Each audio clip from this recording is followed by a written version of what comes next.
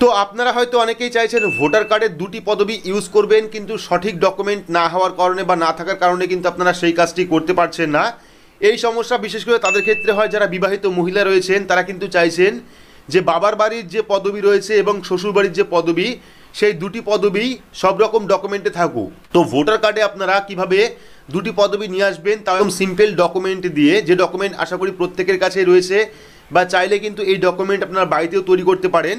তো কারা কারা এই ডকুমেন্ট তৈরি করতে পারবেন, কিভাবে তৈরি করবেন এবং কিভাবে আপনার ভোটার কার্ডে আপনি দুটো পদবি নিয়ে আসবেন, সম্পূর্ণ বিস্তারিত আলোচনা করব আজকের এই ভিডিওতে। তো ভিডিওটি শুরু থেকে শেষ পর্যন্ত অবশ্যই দেখবেন। ভিডিওটি ভালো লাগলে লাইক করবেন, চ্যানেলটিকে সাবস্ক্রাইব করে পাশে রাখা বেল আইকনটি প্রেস করে নোটিফিকেশন অল করে রাখবেন, সবার সুবিধার্থে ভিডিওটি শেয়ার করবেন। তো চলুন শুরু করি। তো আপনাদের প্রত্যেককেই জানিয়ে রাখি যে ইতিমধ্যেই কিন্তু ভোটার কার্ডের যে ক্যাম্প, সেই ক্যাম্প কিন্তু শুরু হয়ে গেছে। আপনাদের পাশে লিস্ট দেখাচ্ছি, যেটা কিন্তু চলবে 1 নভেম্বর 2023 থেকে আপ টু 9 ডিসেম্বর 2023 পর্যন্ত। পাশাপাশি ক্যাম্প কী কী বার বসবে দেখতে পাচ্ছেন। শনি ও রবিবার কিন্তু ক্যাম্প বসবে প্রত্যেকটা বুথে, প্রত্যেকটা এলাকায়। 4 তারিখ, 5 তারিখ, 18 তারিখ, 25 তারিখ, 26 তারিখ এবং 2রা ও 3রা ডিসেম্বর কিন্তু এই ভোটার কার্ডের যাবতীয় কাজ আপনারা ক্যাম্পে বা অনলাইনে করতে পারবেন। সেই ক্যাম্প কিন্তু শনি এবং রবিবার বসবে। আপনাদের যাবতীয় যত প্রবলেম রয়েছে, যত রকম সমস্যা রয়েছে ভোটার কার্ড নিয়ে, আপনারা কিন্তু অফলাইন ক্যাম্পের মাধ্যমে সংশোধন করতে পারবেন।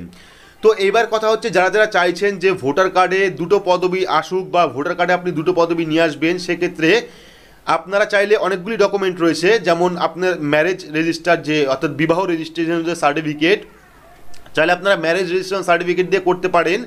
কিন্তু অনেকের কাছে ম্যারেজ রেজিস্টার সার্টিফিকেট থাকে না, সেক্ষেত্রে কিন্তু তারা আধার কার্ডের বেসে তৈরি করতে চায়, কিন্তু আধার কার্ডেও অনেক সময় দুটো পদবি আসে না। কিন্তু একটা সিম্পল ডকুমেন্ট রয়েছে, যে ডকুমেন্ট থাকলে কিন্তু আপনারা সরাসরি অফলাইনে কিন্তু আপনি ভোটার কার্ডে দুটো পদবি ইউজ করতে পারবেন, বা যারা চাইছেন পদবি চেঞ্জ করবেন তারাও কিন্তু করতে পারবেন।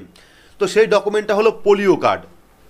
অর্থাৎ যাদের বাড়িতে বাচ্চা রয়েছে বা যারা প্রেগনেন্ট মহিলা আছেন, তারা কিন্তু চাইলেই সেই পোলিও কার্ড দিয়ে আপনার যে ভোটার কার্ড কারেকশন সেটা করতে পারেন। পাশাপাশি যদি আপনার পোলিও কার্ডে আপনি দুটো পদবি ব্যবহার করেন, অর্থাৎ যখন আপনি পোলিও কার্ড তৈরি করবেন, যারা এখনও পর্যন্ত তৈরি করাননি তারা চেষ্টা করবেন, যারা চাইছেন যে সব রকম ডকুমেন্টে দুটো পদবি আসুক, সেক্ষেত্রে যখন আপনারা পোলিও কার্ড তৈরি করবেন বা যারা ইতিমধ্যে তৈরি করিয়েছেন, তারা দেখবেন যে পোলিও কার্ডে দুটো পদবি আছে কিনা। তো যারা যারা এখনও পর্যন্ত তৈরি করাননি পোলিও কার্ড, তারা অবশ্যই যখন তৈরি করাবেন, যারা চাইছেন যে দুটো পদবি আসুক, সেক্ষেত্রে আপনারা পোলিও কার্ডে আপনার নাম দিয়ে আপনার বাবার বাড়ির যে পদবি এবং শ্বশুর বাড়ির যে পদবি, সেই দুটো পদবি ইউজ করবেন। তাহলে কিন্তু আপনি ভোটার কার্ড খুব ভালোভাবে কারেকশন করতে পারবেন। তো অনেকের কিন্তু ডকুমেন্টের সমস্যা রয়েছে, অনেকের আধার কার্ড হয়নি, অনেকের বার্থ সার্টিফিকেট নেই, অনেকের আবার ম্যারেজ রেজিস্ট্রেশন সার্টিফিকেট নেই। সেক্ষেত্রে কিন্তু পোলিও কার্ড রয়েছে একটি ডকুমেন্ট, যে ডকুমেন্ট দিয়ে কিন্তু আপনারা এই কাজটি করতে পারেন।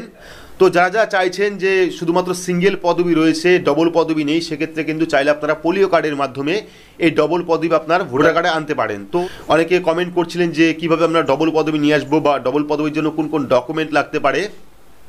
নর্মালি আপনারা কিন্তু ভোটার কার্ড কারেকশন করার জন্য আধার কার্ড ইউজ করতে পারেন, বার্থ সার্টিফিকেট ইউজ করতে পারেন, ড্রাইভিং লাইসেন্স ইউজ করতে পারেন, রেশন কার্ড ইউজ করতে পারেন। কিন্তু পদবি চেঞ্জের ক্ষেত্রে কিন্তু অনেক রকম সমস্যা থাকে, বা ভোটার কার্ড ট্রান্সফারের ক্ষেত্রে কিন্তু অনেক রকম সমস্যা থাকে।